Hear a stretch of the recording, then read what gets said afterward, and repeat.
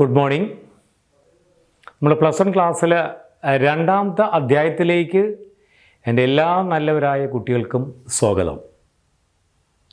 ഒരു ഓണാവധി ഈ കൊറോണ കാലഘട്ടത്തിലും അവധിയായി നമ്മൾ ആഘോഷിച്ചില്ലെങ്കിലും ഫലത്തിൽ നമ്മൾ ഒരാഴ്ചയോളം അതിൻ്റെ ഒരു വീട്ടിനകത്തെങ്കിലും ഒരു ആഘോഷം നമ്മൾ നടത്തിയവരാണ്, ഞാൻ ഉൾപ്പെടെ നിങ്ങളെല്ലാവരും.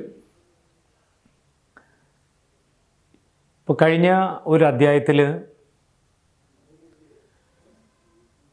വളരെ പ്രധാനപ്പെട്ട കുറേ കാര്യങ്ങൾ നൽകിയായിരുന്നു. അതിൻ്റെ നോട്ട്സ് മലയാളം പതിപ്പും ഇംഗ്ലീഷ് പതിപ്പും ഇന്ന് നിങ്ങളുടെ കയ്യിൽ തരുന്നതാണ്.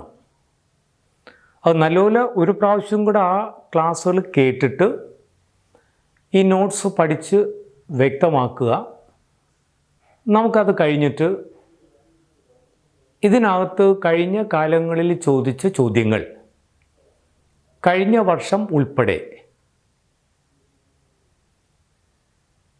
പബ്ലിക് എക്സാമിനേഷൻ നിങ്ങൾ പ്ലസ് വൺ പരീക്ഷയ്ക്ക് ചോദിച്ചു കൊണ്ടിരിക്കുന്ന ഇനിയും ചോദിക്കാവുന്ന ചോദ്യങ്ങൾ സാറ് നൽകും. അത് ആൻസർ ചെയ്ത് ഇവിടെ അതിൻ്റെ ഉത്തരവാദിത്തപ്പെട്ട അധികാരികളെ നിങ്ങൾ ഏൽപ്പിക്കണം. ഇതാണ് സാറിൻ്റെ ഒരു രീതിയും. ഒരു ചാപ്റ്റർ പഠിപ്പിച്ച് കഴിഞ്ഞാൽ അത് നല്ലപോലെ മനസ്സിലാക്കുക. അതിനകത്ത് ചോദിച്ചുള്ള ചോദ്യങ്ങളും വരാൻ സാധ്യതയുള്ള ചോദ്യങ്ങൾ ചെറിയ ചെറിയ കാര്യങ്ങളാണ്, വളരെ പെട്ടെന്ന് സ്കോർ നേടാവുന്ന കാര്യങ്ങളാണ് അതിനകത്ത് നൽകുന്നുണ്ട്. അത് പഠിക്കുക, അല്ലാതെ വേറെ ടെൻഷൻ അടിക്കേണ്ട കാര്യമേ ഇല്ല. പലരും അഡ്മിഷൻ പ്രോസസ്സിലേക്ക് കടന്നിട്ടുണ്ട്. ഇതിനകത്ത് നമ്മൾ കൊമേഴ്സ് ഹ്യൂമാനിറ്റീസ് വിദ്യാർത്ഥികൾക്ക് ഏറ്റവും പ്രധാനപ്പെട്ട ഒരു വിഷയമാണ് സാമ്പത്തിക ശാസ്ത്രം അല്ലെങ്കിൽ ഇക്കണോമിക്സ് എന്ന് സാറിൻ്റെ ആമുഖത്തിൽ നടത്തിയ ക്ലാസ്സിൽ ഒന്നാമത്തെ ക്ലാസ്സിൽ നൽകിയായിരുന്നു. അപ്പോൾ ഒന്നാമത്തെ അധ്യായത്തിൻ്റെ പേര് തന്നെയും Indian economy on the eve of independence എന്നായിരുന്നു. Indian economy at the time of independence, സ്വാതന്ത്ര്യ ലബ്ധിക്കാലത്തുള്ള ഇന്ത്യൻ സമ്പത്ത് വ്യവസ്ഥയാണ് പഠിച്ചു കഴിഞ്ഞത്. ഇനി നമുക്ക് ഇങ്ങോട്ട് കടന്നു വരാം. സ്വാതന്ത്ര്യ ലബ്ധിക്ക് ശേഷമുള്ള ഇന്ത്യയെക്കുറിച്ചാണ് സാർ ഇന്നു മുതൽ പഠിപ്പിക്കാൻ പോകുന്നത്. അതുകൊണ്ട് തന്നെ ടെക്സ്റ്റിൻ്റെ പേര്, നമ്മൾ ഈ വർഷം പഠിക്കുന്ന പുസ്തകത്തിൻ്റെ പേര് തന്നെ അവർ കൊടുത്തിരിക്കുന്നത് Indian economic developments and statistics four economics എന്നാണ്. അപ്പോൾ ആദ്യം നോക്കുക, അതാണ് സാർ പഠിപ്പിക്കുന്നത്. ഇന്ത്യൻ ഇക്കണോമിക് ഡെവലപ്മെൻറ്റ്സ്, ഇന്ത്യൻ സമ്പത്ത് വ്യവസ്ഥയുടെ വികസനം. അപ്പോൾ അതിന് വേണ്ടുന്ന കാര്യങ്ങൾ കഴിഞ്ഞ ക്ലാസ്സിൽ സ്വാതന്ത്ര്യം കിട്ടുന്നതിന് മുമ്പുള്ള ഇന്ത്യയെക്കുറിച്ചൊക്കെ നമ്മൾ കുറച്ച് കാര്യങ്ങൾ മനസ്സിലാക്കി. ഇനി സ്വാതന്ത്ര്യ ലബ്ധിക്ക് ശേഷമുള്ള, സ്വാതന്ത്ര്യം ലഭിച്ചതിന് ശേഷമുള്ള ഇന്ത്യയെക്കുറിച്ചാണ് ഇന്നത്തെ ക്ലാസ്, അതായത് രണ്ടാമത്തെ അധ്യായം മുതൽ ആരംഭിക്കുന്നത്. ഈ അധ്യായത്തിൻ്റെ ഉള്ളടക്കം എന്ന് പറയുന്നത്, ഈ ചാപ്റ്ററിൽ ഉടനീളം നമ്മൾ പഠിക്കുന്നത് സ്വാതന്ത്ര്യത്തിന് ശേഷമുള്ള ഇന്ത്യയുടെ സാമ്പത്തിക വളർച്ച എങ്ങനെയായിരുന്നു, ഇന്ന് അതിൻ്റെ അവസ്ഥ എന്താണ്, വളർച്ചയ്ക്ക് സഹായിക്കുന്ന ഘടകങ്ങൾ എന്തെല്ലാം, സാമ്പത്തിക വളർച്ച എന്ന് പറഞ്ഞാൽ എന്താണ്, ഇത്തരം കാര്യങ്ങളെല്ലാം പ്രതിപാദിക്കുന്ന ഒരു അധ്യായം. ഒരു രാജ്യത്തിൻ്റെ വളർച്ച എന്ന് പറയുന്നത്, ലോകരാഷ്ട്രങ്ങളെല്ലാം വളർന്നത് പല രീതിയിലുള്ള സമ്പ്രദായങ്ങൾ ആവിഷ്കരിച്ചുകൊണ്ടാണ്. ഇന്ത്യ 1947 ഓഗസ്റ്റ് 15 സ്വതന്ത്രമായപ്പോൾ ആദ്യത്തെ പ്രധാനമന്ത്രിയായി മഹാനായ പണ്ഡിറ്റ് ജവഹർലാൽ നെഹ്റു അവരോധിതനായി. അദ്ദേഹം അതിനകത്ത് ആ സ്ഥാനമേറ്റു. ആദ്യത്തെ പ്രധാനമന്ത്രിക്ക് അറിയാവുന്ന കാര്യമാണ്. ഒരു സോഷ്യലിസ്റ്റ് ആശയം കൊണ്ടു നടന്ന ഇന്ത്യയുടെ ആദ്യത്തെ പ്രധാനമന്ത്രിയായിരുന്നു ജവഹർലാൽ നെഹ്റു. ഈ സോഷ്യലിസ്റ്റ് ആശയം എന്ന് പറയുമ്പോൾ നിങ്ങൾ പത്രത്തിലും അല്ലെങ്കിൽ പ്രസംഗമധ്യമൊക്കെ കേട്ടിട്ടുണ്ടാകും. സോഷ്യലിസ്റ്റ് ചിന്താഗതി, സോഷ്യലിസ്റ്റ് ആശയം, എല്ലാവർക്കും എല്ലാ സമത്വം എന്ന് നമുക്ക് ചുരുക്കി മനസ്സിലാക്കാം. അത്തരത്തിലുള്ള ഒരു ചിന്താഗതി പണ്ഡിറ്റ് ജവഹർലാൽ നെഹ്റുവിനും പിന്നീട് വന്ന ശ്രീമതി ഇന്ദിരാഗാന്ധിക്ക് വരെ ആ ചിന്തയിൽ, ആ ആശയങ്ങളിൽ ഊന്നി നിന്നുകൊണ്ടുള്ള സാമ്പത്തിക വളർച്ചയ്ക്കാണ് രൂപം കൊടുത്തത്. അതുകൊണ്ട് തന്നെ അന്ന് ലോകത്തിലെ ഏറ്റവും വലിയ ശക്തിയായിരുന്ന സോവിയറ്റ് യൂണിയൻ, കേട്ടുണ്ടാവും നിങ്ങൾ, സോവിയറ്റ് യൂണിയൻ, റഷ്യ എന്ന് പറയും. സോവിയറ്റ് യൂണിയൻ്റെ വളർച്ചയ്ക്ക് അവർ സ്വീകരിച്ച ആസൂത്രണം, പ്ലാനിങ്, പഞ്ചവത്സര പദ്ധതികൾ നമുക്കും ഇന്ത്യക്കും അത് വളർച്ചയ്ക്ക് സ്വീകാര്യമാണെന്ന് കണ്ട ജവഹർലാൽ നെഹ്റു പഞ്ചവത്സര പദ്ധതിയിൽ ഊന്നൽ കൊടുത്തുകൊണ്ട് അതിന് പ്രാമുഖ്യം കൊടുത്തുകൊണ്ടുള്ളൊരു വികസന നയം ആണ് ഇന്ത്യയിൽ തുടങ്ങാൻ അല്ലെങ്കിൽ തുടങ്ങി വെച്ചത്. അപ്പോൾ അതേ സംബന്ധിക്കുന്ന കാര്യങ്ങളാണ് സാർ ഇന്നത്തെ ക്ലാസ് നൽകുന്നത്. അതായത് പഞ്ചവത്സര പദ്ധതികൾ അത് സാമ്പത്തിക വളർച്ചയ്ക്ക് എന്തുമാത്രം സഹായം ചെയ്യുന്നു, പഞ്ചവത്സര പദ്ധതികളെ സംബന്ധിച്ചൊരു ചെറിയ എത്തിനോട്ടം, പഞ്ചവത്സര പദ്ധതിയുടെ ലക്ഷ്യങ്ങൾ തുടങ്ങിയ കാര്യങ്ങളാണ് ഇന്ന് ഞാൻ പഠിപ്പിക്കാൻ പോകുന്നത്. So come to the chapter. നമ്മൾ ചാപ്റ്ററിലേക്ക് കടന്നു വരിക. സാർ എഴുതിയിരിക്കുന്നുണ്ടോ, ഇന്ത്യൻ ഇക്കോണമി ഫ്രം 1950 to 1990. മലയാളത്തിൽ ഇത്രയും ടൈറ്റിലുണ്ട്. 1950 മുതൽ 1990 വരെയുള്ള ഇന്ത്യൻ സമ്പദ് വ്യവസ്ഥ, ഇത്രയും ടൈറ്റിലുള്ളൂ, തലക്കെട്ട് ഇത്രയേ ഉള്ളൂ.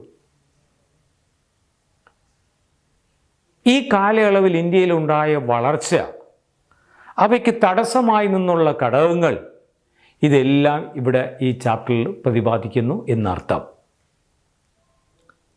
ഞാൻ പറഞ്ഞു കഴിഞ്ഞു, India became independent on 15th August 1947. എല്ലാവർക്കും അറിയാവുന്നതാണ്. 47 ഓഗസ്റ്റ് 15 നമ്മൾ എന്ത് ചെയ്യുന്നത്, സ്വതന്ത്രമായത്. Before that period India was one of the colonies of Britain. First ക്ലാസ്സിൽ പറഞ്ഞായിരുന്നു ആദ്യത്തെ അധ്യായത്തിൽ. ബ്രിട്ടന് ലോകത്തിൽ ഏറെ കോളനികൾ ഉള്ളതിൽ ഒന്നായിരുന്നു ഇന്ത്യ. ഞാൻ നിങ്ങളോട് പറഞ്ഞിട്ടുണ്ടായിരുന്നു, ഏകദേശം 200 കൊല്ലം ഇന്ത്യ ഭരിച്ചു ബ്രിട്ടീഷുകാരൻ. She ruled for about 200 years. Correct പറയുന്നില്ല, ഫാർ അബൌട്ട്, ഏകദേശം 200 കൊല്ലം ബ്രിട്ടീഷുകാരൻ നമ്മുടെ ഒരു കോളനിയായി അല്ലെങ്കിൽ കൊളോണിയൽ ഭരണം ഇവിടെ കാഴ്ചവെച്ചു. ഈ കോളനി ഭരണകാലത്തുണ്ടായ പ്രത്യേകതകളെല്ലാം കഴിഞ്ഞ അദ്ദേഹത്തിൽ പറഞ്ഞതാണ്. As a result of this, ഈ കോളനി ഭരണത്തിൻ്റെ ഫലമായി she destroyed or the ruins our wealth, our resources പറഞ്ഞു കഴിഞ്ഞതാണ്. എന്ത് ചെയ്തു, നമ്മളെ മൊത്തത്തിൽ അങ്ങ് ഇല്ലാതാക്കി എന്ന് പറഞ്ഞാൽ എങ്ങനെ, നാശം ഏറെ കൊണ്ടുവന്ന ഭരണമാണ്. ഞാൻ കഴിഞ്ഞ അധ്യായത്തിലും പറഞ്ഞു, നാശം മാത്രമല്ല ബ്രിട്ടൻ കൊണ്ടുവന്നത്, നേട്ടങ്ങളും കൊണ്ടുവന്നു, ഈ വിദ്യാഭ്യാസം ഉൾപ്പെടെ. അതൊന്നും നമ്മൾ വിസ്മരിച്ചുകൊണ്ടല്ല സാറ് പറയുന്നത്. പക്ഷേ ഈ ടെക്സ്റ്റ് എഴുതിയവനും പഠിപ്പിക്കാനിട്ടിരിക്കുന്നവരും പറയുന്നത് കേട്ടാൽ ഇന്ത്യ അവനങ്ങ് നാശിപ്പിച്ച് കുത്തുവാളയെടുത്ത് പോയെന്ന് കണക്കാണ്. പക്ഷെ അതല്ല യാഥാർത്ഥ്യം. അത് നമ്മൾ ഇന്ത്യക്ക് വേണ്ടി സംസാരിക്കുമ്പോൾ നമ്മൾ മറ്റവർക്ക് വേണ്ടി പറയാൻ പാടില്ലല്ലോ. ആ ഒരു കാഴ്ചപ്പാടിലൂടെ എഴുത്തുകാരൻ അതൊക്കെ തട്ടിക്കൂട്ടി എടുത്തതാണ്. Colonial rule destroyed totally or the total economy or the Indian economy. മൊത്തത്തിൽ ഈ സമ്പത്ത് വ്യവസ്ഥയെ നശിപ്പിച്ചു എന്ന് പറയുന്ന കാരണത്താലാണ് ഏകദേശം 200 കൊല്ലത്തെ ഭരണം. And she became backward and unbalanced one. Indian economy became backward and unbalanced one. Indian സമ്പദ് വ്യവസ്ഥ പിന്നോക്കാവസ്ഥയിലെത്തി. അത് ഒരു ബാലൻസ് ഇല്ലാത്ത, ഒരു സന്തുലിതമല്ലാത്ത അവസ്ഥയിലേക്ക് സമ്പദ് വ്യവസ്ഥയെ കൊണ്ടെത്തിച്ചു നമുക്ക് പോയിന്റ് പറയാം. ആരുടെ ഭരണം? ബ്രിട്ടീഷുകാരൻ്റെ 200 കൊല്ലം അടുപ്പിച്ചുള്ള ഭരണം. എന്നാൽ നെഹ്റു പ്രധാനമന്ത്രി ആയതോടുകൂടി ആ കാലത്ത് ഉണ്ടായിരുന്ന നേതാക്കന്മാർ ഉൾപ്പെടെ ഒരു പുതിയ സമ്പ്രദായം ഇന്ത്യയിൽ നടപ്പാക്കാൻ തീരുമാനിച്ചാണ് ഞാൻ ആദ്യമേ പറഞ്ഞത്. The leaders of that time and Pandit Jawaharlal Nehru proposed a new system. ഒരു പുതിയ സിസ്റ്റത്തിന് രൂപം കൊടുത്തു, മുന്നോട്ട് വെച്ചു. എന്തിനാ? Four economic growths, for Indian economic development. ഈ രാജ്യത്തിൻ്റെ വളർച്ചയ്ക്ക് വേണ്ടി, ഈ രാജ്യത്തിൻ്റെ വികസനത്തിന് വേണ്ടി ഒരു പുതിയ ആശയം അവർ പ്രപ്പോസ് ചെയ്തു. പ്രപ്പോസൽ കേട്ടിട്ട് വാക്കുണ്ട്, പ്രപ്പോസ് ചെയ്യുക, മുന്നോട്ട് വെച്ചു, പ്രപ്പോസൽ. ഇതാണ് ഞാൻ ആദ്യമേ പറഞ്ഞത്. നമുക്കേറെ താല്പര്യം ഉണ്ടായിരുന്ന, ഇപ്പോഴില്ലേ എന്ന് ചോദിച്ചാൽ ഇപ്പോഴും ഉണ്ട്, നമ്മളൊരു പരിധിവരെ മാതൃകയായി കണ്ട രാജ്യം റഷ്യയായിരുന്നു. The means Soviet Union. അതിലൊക്കെ ചില മാറ്റങ്ങളൊക്കെ വന്ന പരിഷ്കാരങ്ങൾ, വലിയ വലിയ പരിഷ്കാരങ്ങൾ വന്നതിൻ്റെ ഭാഗമായിട്ടൊന്ന് സോവിയറ്റ് യൂണിയൻ എന്ന് പറയുന്നില്ല, റഷ്യ എന്ന് പറയുന്നു. അതൊക്കെ നിങ്ങൾ വരും കാലങ്ങളിൽ ചരിത്രത്തിലും അല്ലാതെയൊക്കെ പഠിക്കുക. ഇപ്പോഴും ഞാൻ സാർ അതൊന്നും പറഞ്ഞ് നിങ്ങളെ ബുദ്ധിമുട്ടിക്കുന്നില്ല. അപ്പോൾ നമുക്കൊരു മാതൃകാ രാജ്യം എന്ന് പറയുന്നത്, നമ്മളെ മോഡൽ എന്ന് പറയുന്നത് റഷ്യയായിരുന്നു, സോവിയറ്റ് യൂണിയൻ ആയിരുന്നു. ആ സോവിയറ്റ് യൂണിയൻ്റെ വളർച്ചാ രീതി ആണ് ഇഷ്ടപ്പെട്ടുകൊണ്ട് ജവഹർലാൽ നെഹ്റുവും അന്നത്തെ അനുയായികളും നേതാക്കന്മാരും ഒരു പുതിയ സിസ്റ്റത്തിന് രൂപം കൊടുക്കാൻ തീരുമാനിച്ചത്. എന്തിനു വേണ്ടിയാ? ഫോർ എക്കണോമിക് ഗ്രോത്ത്സ്, സാമ്പത്തിക വളർച്ചയ്ക്ക് വേണ്ടിയാണ്. എക്കണോമിക് ഗ്രോത്ത് നമ്മൾ ആദ്യമേ വെക്കുന്ന വാക്കാണ്, ഗ്രോത്ത്, വളർച്ച.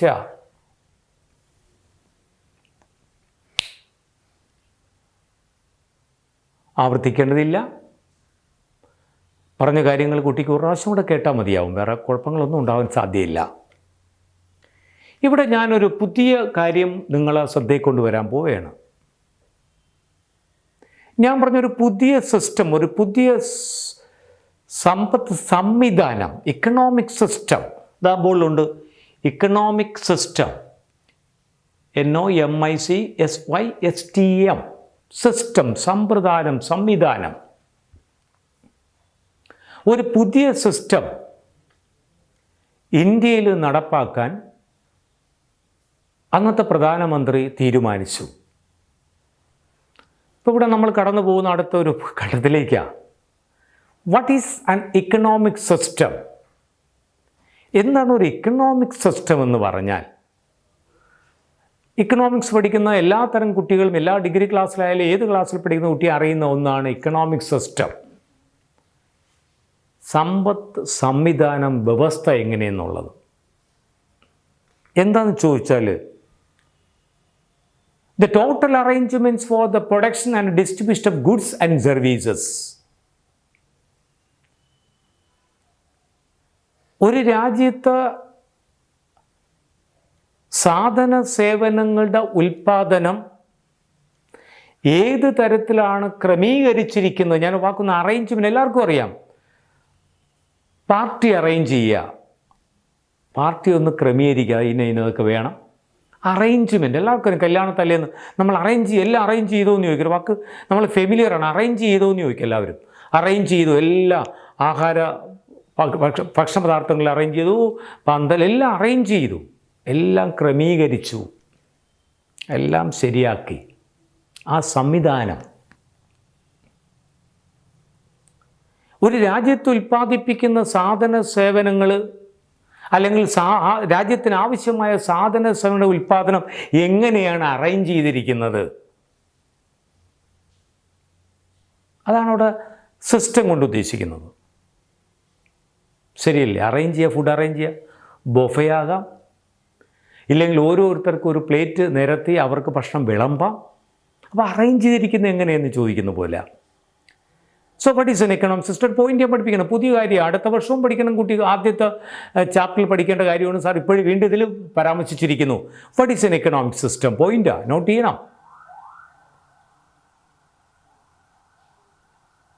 Economic system is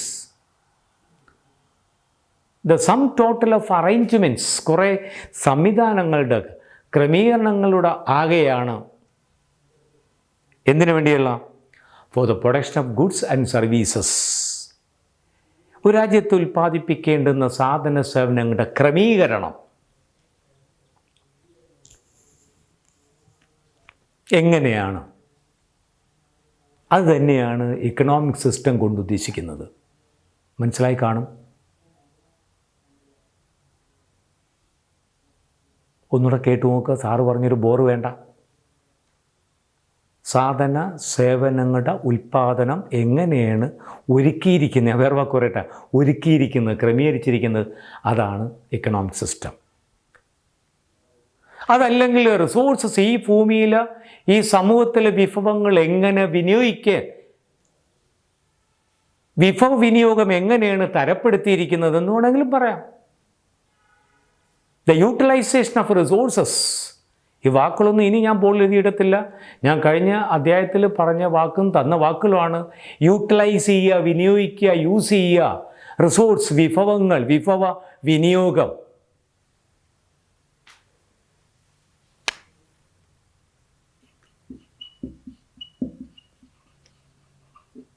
TION, resources, വിഭവങ്ങളുടെ വിനിയോഗം.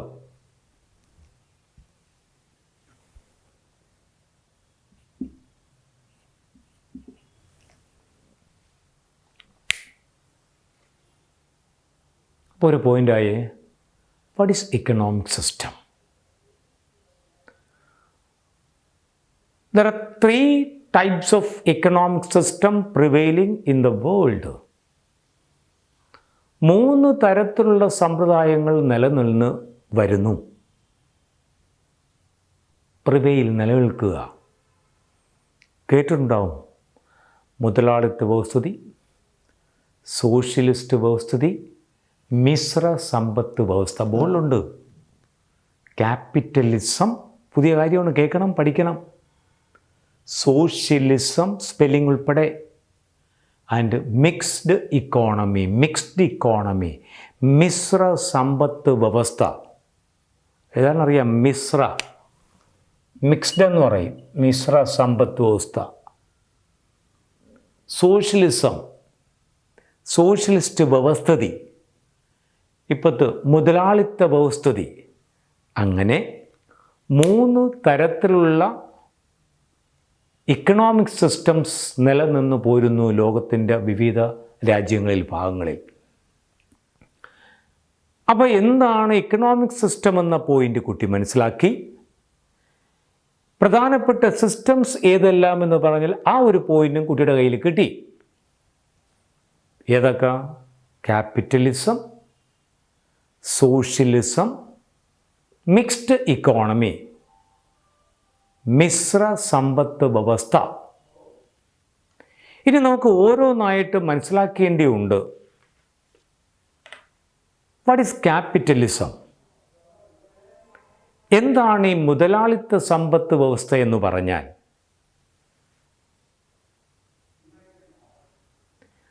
ലോകത്തിലെ ഏറ്റവും വലിയ മുതലാളിത്ത രാഷ്ട്രം എന്ന് പറയുന്നത് നിങ്ങൾക്ക് ഏവർക്കും അറിയാൻ കേട്ടിട്ടുള്ളതാണ്, അമേരിക്ക.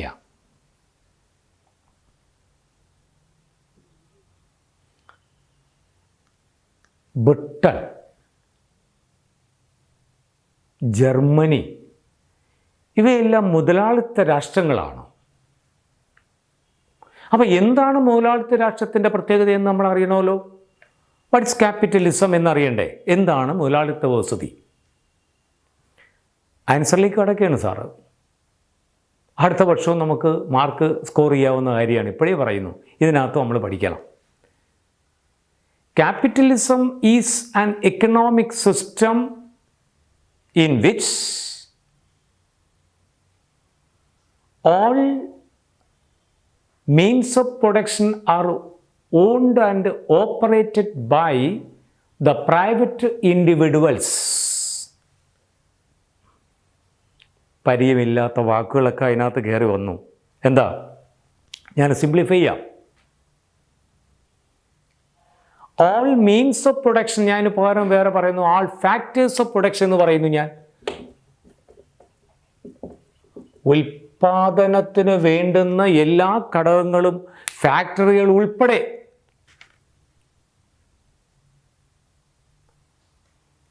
അത് ആരുടെ ഉടമസ്ഥതയിലായിരിക്കും?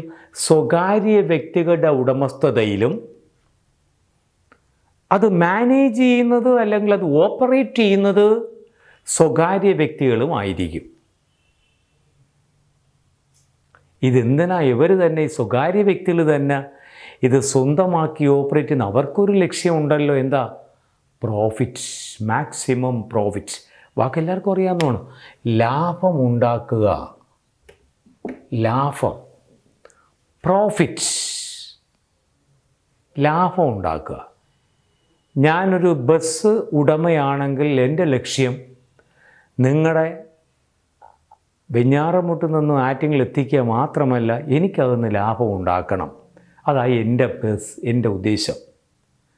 ഇനി ഞാൻ കൂടുതലൊന്നും പറയണ്ടല്ലോ. All factors of production are owned. Owned means ഉടമസ്ഥത, സ്വന്തമാക്കുക.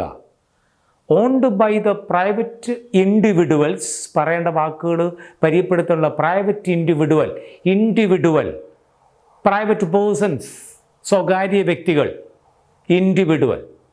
അവരെ ഉടമസ്ഥതയിലും അവരെ നിയന്ത്രണത്തിലും അവരെ മാനേജ്മെൻറ്റിലും ആയിരിക്കും ഈ രാജ്യത്ത് എല്ലാ ഉൽപാദന ഉപാധികളെന്ന് പറഞ്ഞാൽ നല്ല വാചകമല്ലേ, നല്ല പ്രയോഗമല്ലേ? എല്ലാ ഉൽപാദന ഉപാധികളും, ഉൽപാദനത്തിന് വേണ്ടുന്ന എല്ലാ സാമഗ്രികളും ദാറ്റ് ആർ ഓൺഡ് ബൈ, ആരായാലും ഉടമസ്ഥത, പ്രൈവറ്റ് പീപ്പിൾ ഫോർ പ്രോഫിറ്റ്, ലാഭത്തിന് വേണ്ടി. ഇതാണ് ക്യാപിറ്റലിസം എന്ന് പറഞ്ഞാൽ നമ്മൾ മനസ്സിലാക്കേണ്ടത്. അപ്പോൾ യഥാർത്ഥത്തിൽ ഈ മുതലാളിത്ത വ്യവസ്ഥയുടെ ഒരു ഡ്രൈവിംഗ് ഫോഴ്സ് എന്ന് പറയുന്നത്, അല്ലെങ്കിൽ ഗൈഡിങ് പ്രിൻസിപ്പിൾ എന്ന് പറയുന്നത് പ്രോഫിറ്റാണ്. അതിനെ നിയന്ത്രിക്കുന്ന തത്വവും ആശയം എന്താണെന്ന് വെച്ചാൽ ലാഭമാണ്. അതിനെ നിയന്ത്രിക്കുന്ന ശക്തി, അതിനെ ഓടിക്കുന്ന ശക്തി, ഡ്രൈവിംഗ് ഫോഴ്സ് എന്ന് പറയുന്നത് ലാഭമാണ്. ഇനി ഞാൻ പറയണ്ടല്ലോ. ഒരു രണ്ടാമത്തെ പോയിന്റ് അറിവിലേക്ക് സാറ് നൽകിക്കഴിഞ്ഞു. What is capitalism? Capitalism is എന്താ? an economic system ലോകത്ത് നിലനിൽക്കുന്ന ഒരു സംവിധാനമാണ്, ഒരു സമ്പ്രദായമാണ്. എന്താ പ്രത്യേകത? All factors of production or all means of production. Means എല്ലാവർക്കും അറിയാവുന്ന വാക്കായിരിക്കും എന്ന് ഞാൻ കരുതുന്നു. മീൻസ് ഉപാധികൾ, മാർഗങ്ങൾ, എല്ലാ ഘടകങ്ങളും, ഉൽപാദക ഘടകങ്ങളും are owned and operated by the ആരാ? Private people. സ്വകാര്യ വ്യക്തികളാണ് ഇവ അത്രയും സ്വന്തമാക്കി മാനേജ് ചെയ്യുന്നത്. അങ്ങനെയുള്ള സിസ്റ്റത്തെയാണ് ക്യാപിറ്റലിസം എന്ന് പറയുന്നത്. എക്സാമ്പിൾ ഞാൻ പറഞ്ഞ രാജ്യങ്ങൾ, അമേരിക്ക ഏറ്റവും നല്ല ഉദാഹരണം, ഉത്തമ ഉദാഹരണം. ബ്രിട്ടൻ അങ്ങനെയാണ്, ജർമ്മനി അങ്ങനെയാണ്. അങ്ങനെ തുടങ്ങുന്ന ലോകത്തിലെ ഭൂരിഭാഗം രാജ്യങ്ങളും മുതലാളിത്ത രാഷ്ട്രങ്ങളാണെന്ന് കുട്ടി അറിയണം. ഇനി പറയണ്ടല്ലോ. രണ്ടാമത്തെ ടൈപ്പ് സിസ്റ്റം, ഇക്കണോമിക് സിസ്റ്റം എന്ന് പറയുന്നത് സോഷ്യലിസ്റ്റ് ആശയങ്ങൾ ഉൾക്കൊണ്ടുകൊണ്ടാണ് ഇന്ത്യയുടെ വളർച്ച എന്ന്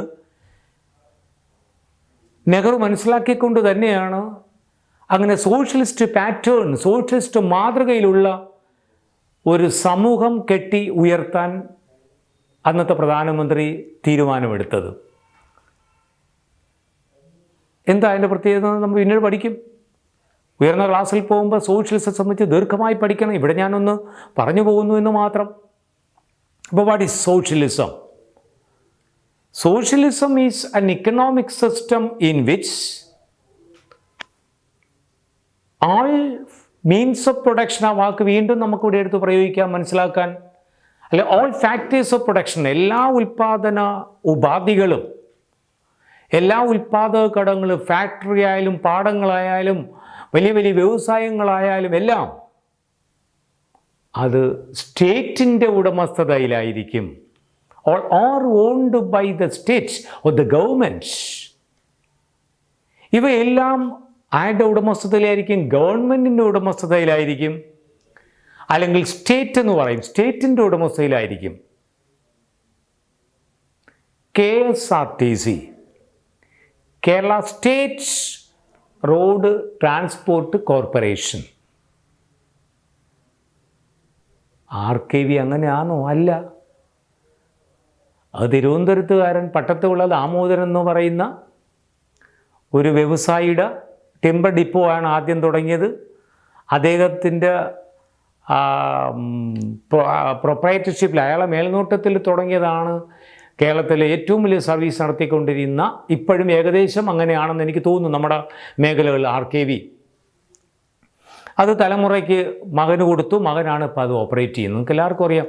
ആറ്റിങ്ങിലൂടെ കടന്നു വരാത്തവരാരുമില്ല, അവർക്കറിയാം. RKVയുടെ ഷെഡൊക്കെ അറിയാം. 10-50 ബസ് ഇവിടെ തന്നെ ഉണ്ട്, സിറ്റിയിലും ഉണ്ട്. അത്രയേറെ അതൊരു കമ്പനിയായിട്ട് പ്രവർത്തിക്കുകയാണ്. അത് അതിൻ്റെ ഉടമസ്ഥത അനുഭവിക്കുന്നയാളെ തലമുറയാണ്. പക്ഷേ ഇതാണെങ്കിലും ഇവിടെ നിറയെ പോകുമ്പോൾ നമ്മൾ കണ്ടക്ടറോടിനെ തട്ടിക്കയറാറുണ്ട്. എന്താ പറയേണ്ടതില്ല, പ്രയോഗം നമുക്ക് അറിയാമല്ലോ. നമുക്കവിടെ അത് കാണുമ്പോൾ തന്നെ നമ്മൾ KSRTCയിൽ യാത്ര ചെയ്യുന്ന സുഖകരമായ യാത്രയാണ്. പ്രൈവറ്റുകാരൻ്റെ ഞോടും കുത്തും ഒന്നും കൊള്ളണ്ട. ST ചോദിക്കുമ്പോൾ അവർ നമ്മളെ വാരി കയറ്റിക്കൊണ്ടുവരും. KSRTC അങ്ങനെ വാരി കയറ്റിക്കൊണ്ട് വരത്തില്ല. സ്റ്റേറ്റ് പറഞ്ഞിട്ടുണ്ട് ഇന്ന ചട്ടങ്ങൾ പാലിച്ചുകൊണ്ട് മാത്രമേ സർവീസ് നടത്താവൂ. ഇപ്പം സ്റ്റേറ്റ് സംസ്ഥാനത്തിൻ്റെ വകയാണ്. ഇത് ലാഭം ഉണ്ടാക്കാനല്ല, മറിച്ച് എന്തിനാ? Four welfare of the people. ഞാൻ വാക്ക് പറയാണ്, വെൽഫെയർ ഓഫ് ദ പീപ്പിൾ. ജനത്തിൻ്റെ ക്ഷേമത്തിന് വേണ്ടിയാണിത്. വെൽഫെയർ, ക്ഷേമത്തിന് വേണ്ടി, ജനത്തിൻ്റെ ക്ഷേമം വർദ്ധിക്കുന്നതിന് വേണ്ടി നടത്തുന്ന സേവനങ്ങളാണ്. അല്ലെങ്കിൽ അതാണ് KSRTC. അപ്പോൾ ലാഭമല്ല. മറ്റൊരു പ്രത്യേകത ഇതാണ് തരം തിരിച്ച് പറയേണ്ടത്. ക്യാപിറ്റലിസം എന്താണ്? അത് ലാഭത്തിന് വേണ്ടിയാണെങ്കിൽ ഇതെല്ലാം മറിച്ച് എന്താ? ക്ഷേമത്തിന് വേണ്ടിയാണ്. നമുക്ക് പോയിൻ്റായിട്ട് എടുക്കാം. രണ്ടാമത്തെ ഇക്കണോമിക് സിസ്റ്റം സോഷ്യലിസം. ഏറ്റവും ഉത്തമ മാതൃക ഏതാ? Soviet Union. എന്താ socialism? It's an economic system in which All factors of production are owned by the state or governments. Not only the ownership മാത്രമല്ല, but operated by or managed by the state. Not for profit but for welfare of the people. ജനക്ഷേമത്തിന് വേണ്ടിയാണ്. Welfare, ക്ഷേമം, people, ജനക്ഷേമത്തിന് വേണ്ടിയാണ്. അല്ലാതെ സ്റ്റേറ്റിന് വേണ്ടി, ഭരിക്കുന്നവരുടെ ക്ഷേമത്തിന് വേണ്ടിയല്ല എന്ന് കുട്ടി തൽക്കാലം മനസ്സിലാക്കുക. അപ്പോൾ രണ്ടാമത്തെ സിസ്റ്റം മനസ്സിലായി, വാട്ട് ഈസ് സോഷ്യലിസം. ആ ആശയം ഈ ലോകത്തിൽ ഏറെ നല്ല ആശയമായിട്ട് കണ്ടുകൊണ്ടാണ് നെഹ്റു ഇവിടെ സ്വീകരിച്ചത്. ഞാൻ തുടക്കത്തിൽ പറഞ്ഞു, ആ ആശയം പിന്നീട് ഇന്ദിരാഗാന്ധിക്ക് ശേഷം ഇതാരും ഈ മാതൃക ഇവിടെ പിന്തുടരാൻ ആഗ്രഹിച്ചില്ല. അതൊക്കെ 90 കഴിഞ്ഞിട്ട് അടുത്ത അധ്യായത്തിൽ ഫ്രം 91 അടുത്ത ചാപ്റ്ററിൽ അതൊക്കെ കറക്റ്റ് നിങ്ങൾക്ക് മനസ്സിലാവും. അതാണ് ഈ ചാപ്റ്റർ നല്ല രസകരമായ രൂപത്തിലാണ് ചാപ്റ്റർ കൊടുത്തിരിക്കുന്നത്. സ്വാതന്ത്ര്യം കിട്ടുന്ന സമയത്ത്, സ്വാതന്ത്ര്യം കിട്ടിയതിന് ശേഷം, ഇനി അങ്ങോട്ട് ഓരോ ഘട്ടങ്ങൾ അടുത്ത 91 മുതലുള്ളതാണ്.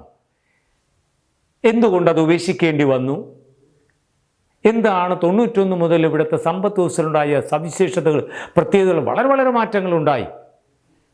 ഇപ്പോഴും മാറ്റങ്ങൾ ഉണ്ടായിക്കൊണ്ടിരിക്കുകയാണ്. മതിയാവുമല്ലോ, ഒന്നുകൂടെ കേട്ടൂടെ. സോഷ്യലിസം. അടുത്ത സിസ്റ്റം എന്ന് പറയുന്നത് എന്താ? മിക്സ്ഡ് ഇക്കോണമി, മിശ്ര സമ്പത്ത് വ്യവസ്ഥ, മിക്സ്ഡ് ഇക്കോണമി. മൂന്നാമത്തെ ടൈപ്പ് സിസ്റ്റം. ലോകത്തിലെ ഏറ്റവും വലിയ ജനാധിപത്യ രാജ്യമെന്ന് പറയുന്ന ഇന്ത്യയാണ്. ലോകത്തിലെ ഏറ്റവും വലിയ ജനാധിപത്യ രാഷ്ട്രം ഏതെന്ന് ചോദിച്ചാൽ നമ്മൾ പഠിച്ച കൊച്ചു ക്ലാസ്സിൽ ഇന്ത്യ.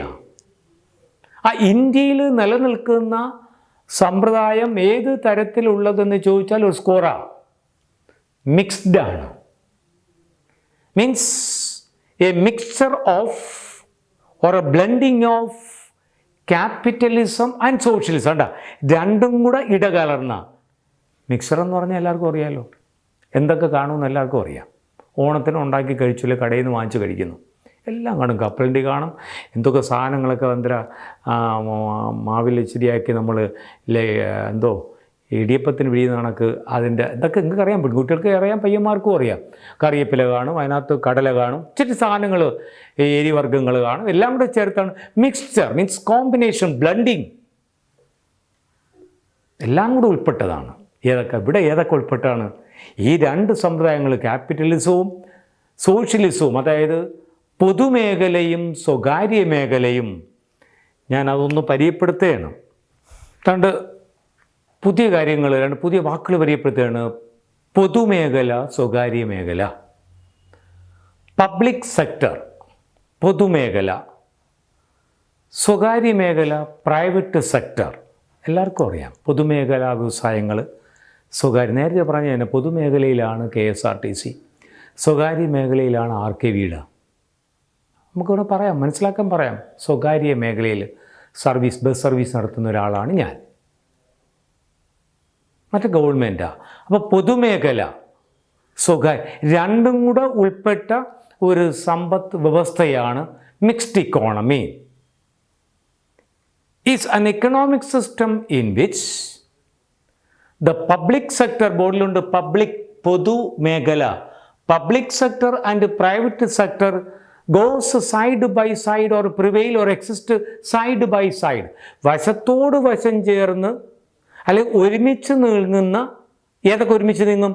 സ്വകാര്യ മേഖലയും പൊതുമേഖലയും ഒരുമിച്ച് നീങ്ങുന്ന ഒരു സമ്പത്ത് വ്യവസ്ഥയെ നമ്മൾ മിശ്ര സമ്പത്ത് വ്യവസ്ഥ എന്ന് പറയുന്നു. മലയാളത്തിൽ കൂടി കാര്യം മനസ്സിലാക്കുക. The public sector and the private sector goes, പോകുന്നു, സൈഡ് ബൈ സൈഡ്, വശത്തോട് വശം ചേർന്ന് നീങ്ങുന്നു.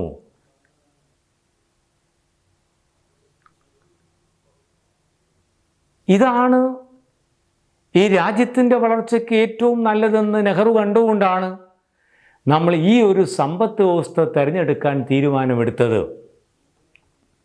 അപ്പോൾ ഞാൻ ഇവിടെ ഒരു പോയിൻ്റ് പറഞ്ഞ് അവസാനിപ്പിക്കുകയാണ്. എന്താണ് മിക്സ്ഡ് ഇക്കോണമി? മിക്സ്ഡ് ഇക്കോണമി എന്ന് പറഞ്ഞാൽ it's an economic system in which the public sector and private sector exist or prevail the side by side. അവിടെ ഏതും കാണാം, സ്വകാര്യ കമ്പനികളും കാണാം, പൊതുമേഖലാ കമ്പനികളും കാണാം. സ്വകാര്യ വ്യക്തികൾക്കും വലിയ വ്യവസായങ്ങളുണ്ടായിരിക്കാം, അതോടൊപ്പം തന്നെ ഗവൺമെൻറ് ഉടമസ്ഥതയിലും എന്തുണ്ടാവും, വലിയ വലിയ വ്യവസായങ്ങൾ. ഇവ രണ്ടും ഒരുമിച്ച് പോകുന്ന ഒരു സമ്പത്ത് വ്യവസ്ഥയെ നമുക്ക് എന്തു പറയാം? മിക്സഡ് ഇക്കോണമി എന്ന് പറയാം. ഇത് എന്തിനു വേണ്ടിയാണ് ഇങ്ങനെ പോകുന്നത്? ഇത് ജനക്ഷേമത്തിന് വേണ്ടിയാണ്. ഇതേ സംബന്ധിച്ചൊക്കെ സാറിന് കൂടുതൽ കാര്യങ്ങൾ പറയാനുണ്ട്, സെക്കൻഡ് ഇയറിൽ പറയും. ഡിഗ്രി ക്ലാസ്സിലൊക്കെ ചെല്ലുമ്പോൾ നമുക്ക് ഏറെ സംസാരിക്കാൻ രസകരമായ ഒരു ഭാഗമാണ് എക്കണോമിക് സിസ്റ്റംസ് എന്ന് പറയുന്നത്. ഇത്രയൊന്നും അറിഞ്ഞാൽ പോരാ. പക്ഷേ ഇവിടെ നമ്മൾ സമയപരിമിതിയെല്ലാം പ്രധാനമായി. ഇനി നമ്മൾ ക്ലാസ്സൊക്കെ തന്നെ നമുക്ക് തുടങ്ങുന്നതിന് വൈകിക്കൊണ്ടിരിക്കുകയാണ്. അത്തരം ആവശ്യമില്ലാത്ത കാര്യങ്ങൾ സംസാരിച്ച് സമയം കളയാൻ ഇനിയില്ല. അതുകൊണ്ട് തന്നെ ഈ പറഞ്ഞ കാര്യങ്ങൾ ആവർത്തിച്ച് കേൾക്കുക. വേറെ ആവശ്യമില്ലാത്ത കാര്യങ്ങൾ നിങ്ങളെ കുത്തി നിറയ്ക്കാൻ ഞാൻ ആഗ്രഹിക്കുന്നില്ല. സോ ഞാൻ ഒരു പ്രധാനപ്പെട്ട പോയിൻ്റ് പറഞ്ഞ് ഞാനിവിടെ നിർത്തുകയാണ്. എന്താണ് എക്കണോമിക് സിസ്റ്റം? അത് കൃത്യമായി എന്താണെന്ന് നിങ്ങൾ മനസ്സിലാക്കുക. എക്കണോമിക് സിസ്റ്റംസ് 3 തരത്തിലാണ് ഉള്ളത്. അതിനെന്തു പറയും? ക്യാപിറ്റലിസം അല്ലെങ്കിൽ മുതലാളിത്ത വ്യവസ്ഥിതി എന്നും, സോഷ്യലിസ്റ്റ് വ്യവസ്ഥ അല്ലെങ്കിൽ സോഷ്യലിസം എന്നും, വാദോരാതെ എല്ലാവരും പറഞ്ഞ വാക്കാണ് സോഷ്യലിസം. 3ത്തെ mixed economy. ഒന്ന് കേൾക്കുക. Okay, thank you.